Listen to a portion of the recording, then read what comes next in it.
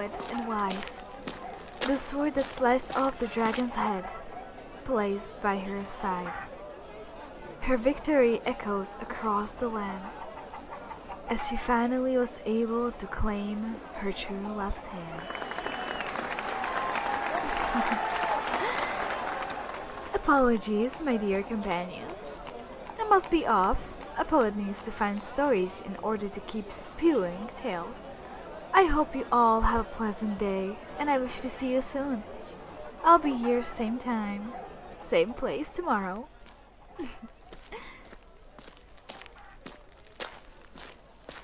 Ah, there you are, noble soldier. Don't fret, I'm not going to tell the higher-ups that you left your post for a brief moment. It's not like they would listen to me anyways. I'm just a poet and the king has no time for my silly tales. I'm flattered. It's nice to hear that you enjoyed them. I do try to make them a little entertaining, even if that means twisting the truth slightly. Of course, adding a little bit of truth to the tales are what makes them interesting. Inspiring almost. To believe someone as small as humble folk like us can slay a dragon or win our true love's heart with some noble act. No, people like you can. The brave soldiers who risk their lives for small artists like myself.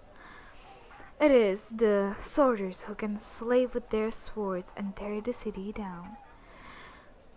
Maybe you won't tear the city down, but other soldiers will. They come in, they demand respect, they carry around big swords, and even bigger egos. I'm sure of it. I've seen it happens to other cities too. Oakencliff, was it called? Visited it for a week. Went last month and it was nothing but dust. Not a soul in sight. Fayechill, Cloudcheer, Tradeford, all gone. I know you said you won't, but all soldiers do eventually. The king orders them to do so. That ruler has a brow laid in thorn.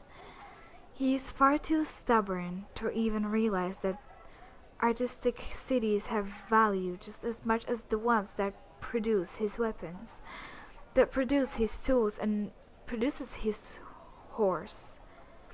What? I said it. I know that man has a liking for those city girls.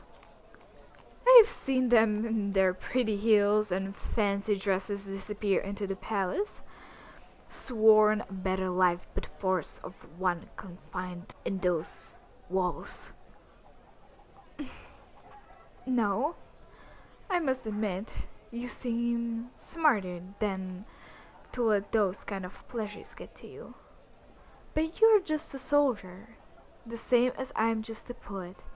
You slay with your sword, and I slay with my word. Two different actions, but the purpose is all the same. I think everyone must have something in common, even if it's just the smallest thing, like where they were born or their favorite color. I think that's what makes stories so memorable. The fact that we are all able to relate to the hero a little bit in our own unique way. It can range from a similar family situation or having the same interests or even just relating to the hero's struggles. I guess not everyone can relate to slaying a dragon, no, but sometimes other tasks feel like defeating a dragon. I know when writer's block finally decides to leave me alone, it feels like a dragon has lifted off my chest. And I'm finally free to pursue my heart's desire. I must apologize. I've been rambling the entire time. You have better things to do than listen to a small-time poet talk on and on. I'll let you get back to work now. I... Well, I suppose it would be nice to have some company. Maybe I can even offer to make you some tea. If you have the time, of course. Yes, I will make sure to tell you the whole story I was saying earlier, just so you're all caught up on things. I can tell you the story of the maiden fighting for her lover's hand, only for her dragon to decide he also wants her love. Oh, yes, a very intriguing story indeed.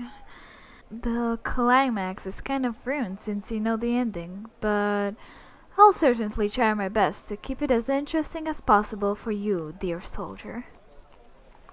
I'm thinking hours might be an exaggeration, but I know I ramble on, but I doubt I could tell a tale for that long in one sitting.